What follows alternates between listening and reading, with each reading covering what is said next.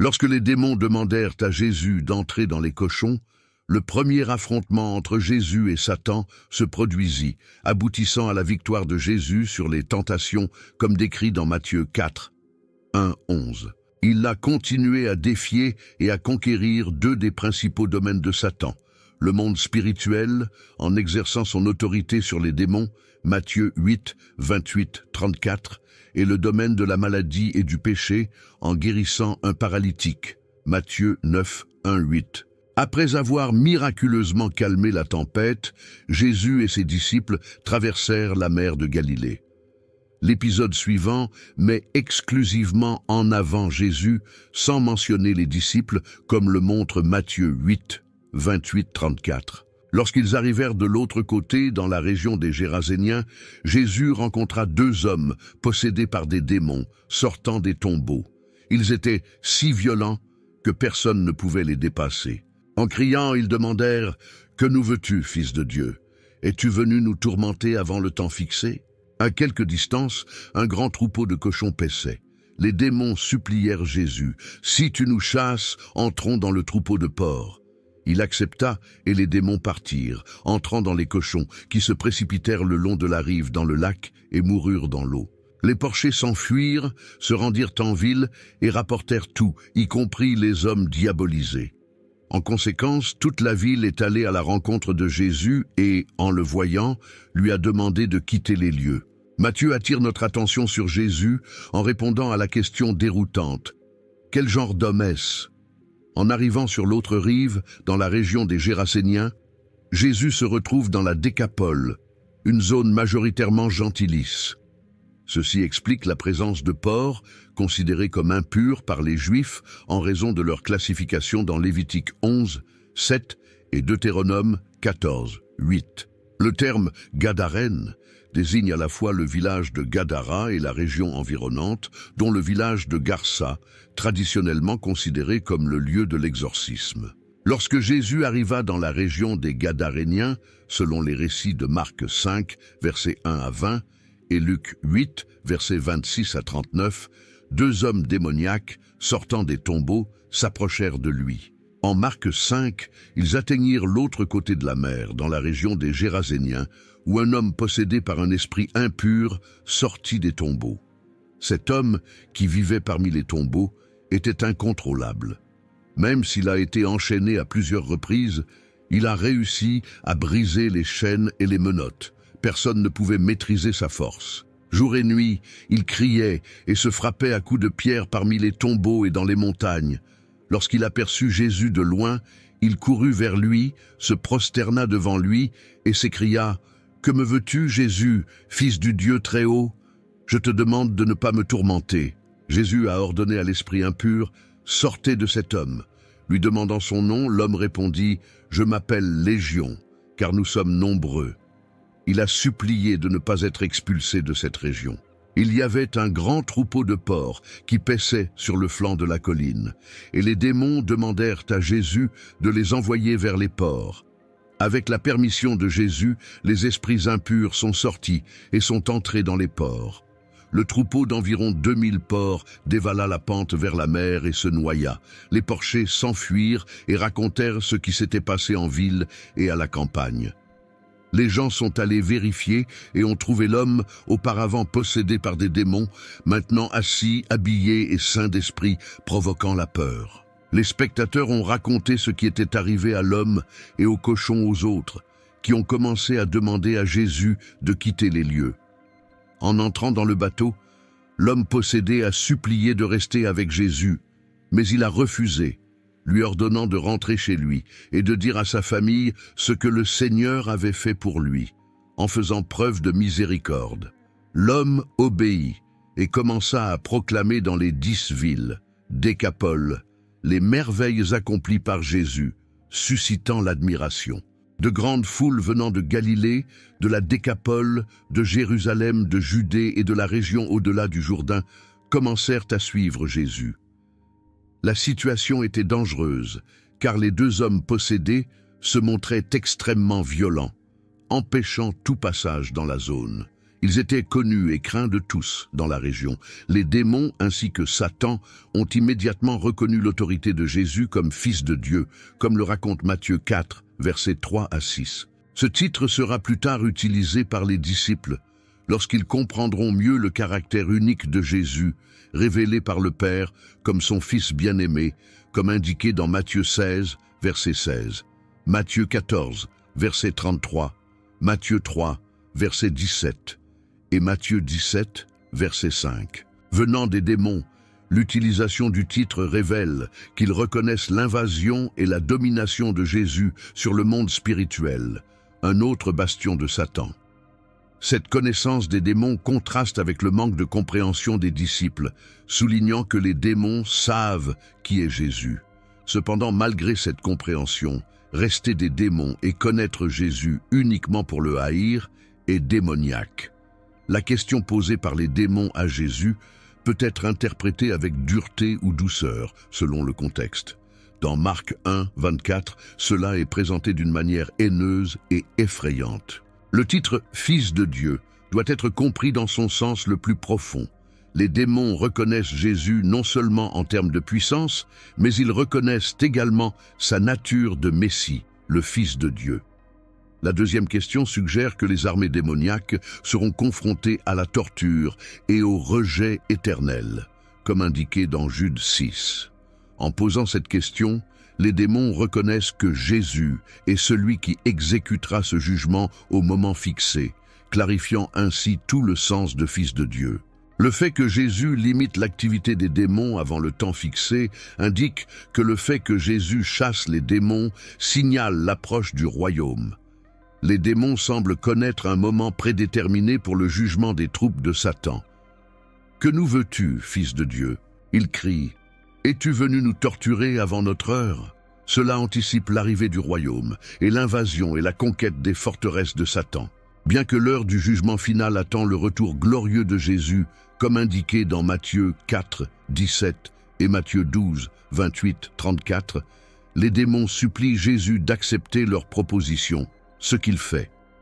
Après avoir reçu la permission de Jésus, les démons quittent les hommes et entrent dans le troupeau de porcs. Lorsque les démons sont entrés dans le troupeau, les cochons sont devenus fous et se sont jetés du haut d'une falaise dans la mer de Galilée. Il est intéressant de noter que la tentative des démons d'éviter le châtiment éternel aboutit à la destruction de leurs hôtes terrestres. Jésus n'a pas hésité à accepter la proposition des démons, car elle était conforme à ses objectifs. Premièrement, l'acceptation a abouti à la libération des hommes possédés par des démons. Deuxièmement, les porcs étaient considérés comme impurs selon la tradition juive, ce qui en faisait un récipient approprié et un refuge sûr pour les démons. Troisièmement, accepter la proposition des démons n'a pas changé leur sort final le jour du jugement.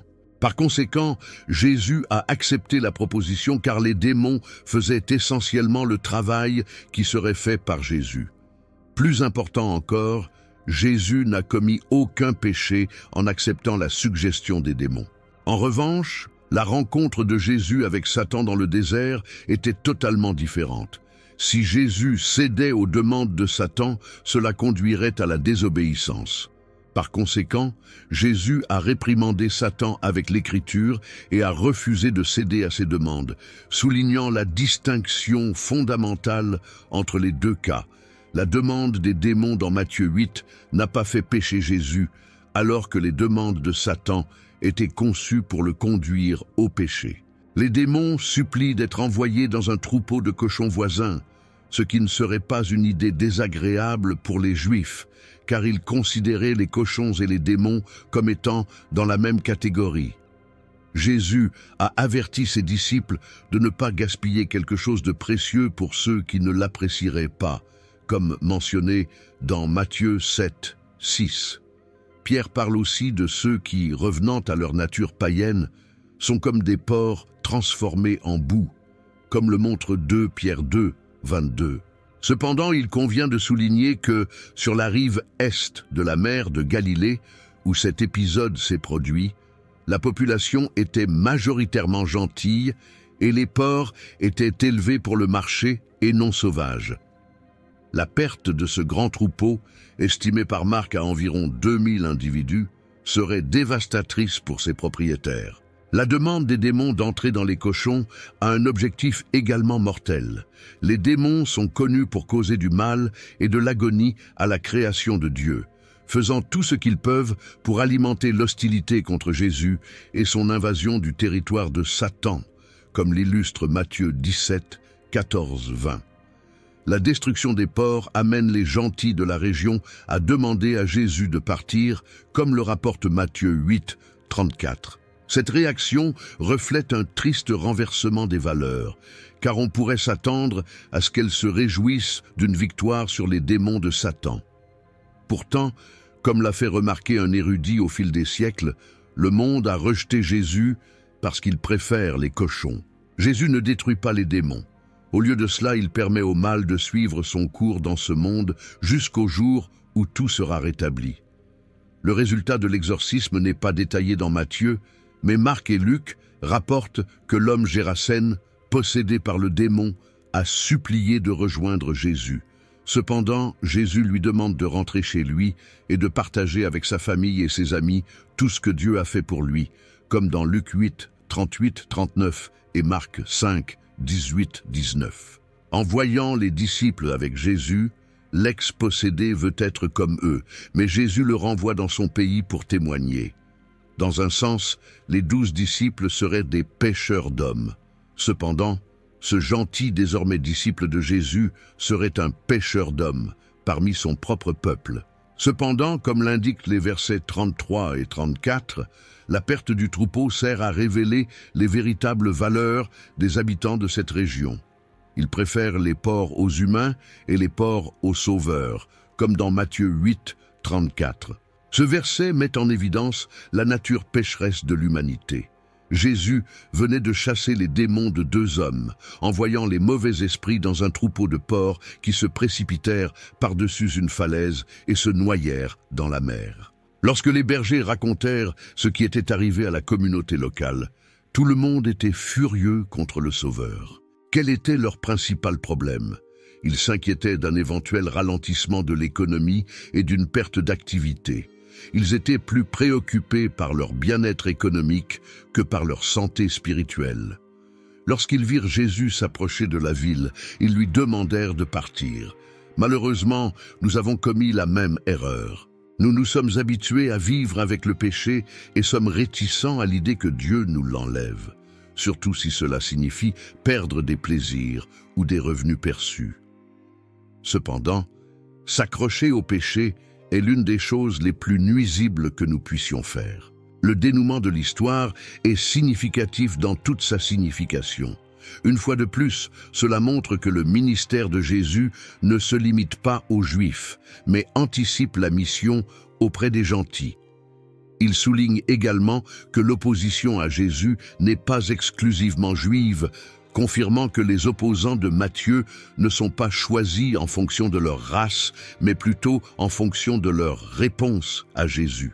Réfléchir sur notre inclination au péché et notre résistance à permettre à Dieu de l'éliminer, surtout lorsque cela implique la perte de plaisir ou de revenus, est une réflexion profonde ancrée dans les Écritures. La Bible aborde fréquemment le conflit entre les désirs terrestres et l'obéissance à Dieu. Dans Matthieu 6, 19, 24, Jésus parle de l'impossibilité de servir 2 maîtres, soulignant que nous ne pouvons pas servir à la fois Dieu et les richesses. Cet enseignement met en évidence l'idée que la fidélité au péché et la recherche de gains matériels peuvent nous séparer de Dieu. L'histoire des Gadaréniens, où les gens choisissent de se concentrer sur l'économie basée sur le porc plutôt que sur Jésus, met en évidence un modèle fréquent dans les Écritures où les gens choisissent souvent les intérêts terrestres plutôt que ce qui est spirituellement juste. Paul, dans Romains 12, 1, 2, exhorte les chrétiens à ne pas se conformer au modèle du monde, mais à se laisser transformer par le renouvellement de leur esprit, à discerner la volonté de Dieu. Cela suggère que la résistance au péché et la transformation spirituelle sont fondamentales pour la foi chrétienne. Le ministère de Jésus, qui s'étend aux gentils, est un thème central du Nouveau Testament.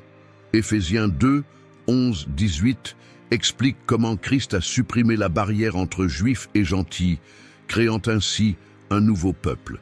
L'inclusion des gentils dans la promesse du salut reflète l'universalité de l'amour et de la miséricorde de Dieu. Cela renforce l'idée que l'opposition à Jésus n'est pas basée sur l'appartenance ethnique ou la culture, mais sur la volonté du cœur de lui répondre. Le récit de Matthieu souligne également que l'opposition à Jésus transcende les barrières raciales et culturelles. Dans les Actes des Apôtres, nous voyons l'Évangile se propager au-delà des frontières juives, atteignant différentes cultures et peuples. Dans Acte 10, Pierre a une vision qui l'amène à comprendre que l'Évangile s'adresse à tous, pas seulement aux Juifs. Cela montre que le message de Jésus appelle tous les hommes, quelle que soit leur origine, à se repentir et à se tourner vers Dieu. Par conséquent, l'épisode des Gadaréniens et les leçons qui suivent mettent en évidence un principe clé du christianisme. Le salut et la vérité de Dieu sont ouverts à tous, et le véritable obstacle est la réticence humaine à se détourner du péché et à suivre le Christ. Cette vérité met les disciples du Christ au défi dans leur propre vie, leurs priorités et leur loyauté, les alignant sur les enseignements et l'exemple de Jésus. En conclusion, nous vous laisserons avec une question pour votre journée. À quel moment avez-vous ressenti la présence de Dieu pour la première fois? Partagez les commentaires et abonnez-vous à la chaîne. N'oubliez pas de regarder également d'autres vidéos. Que Dieu te bénisse. Jusqu'à la prochaine fois.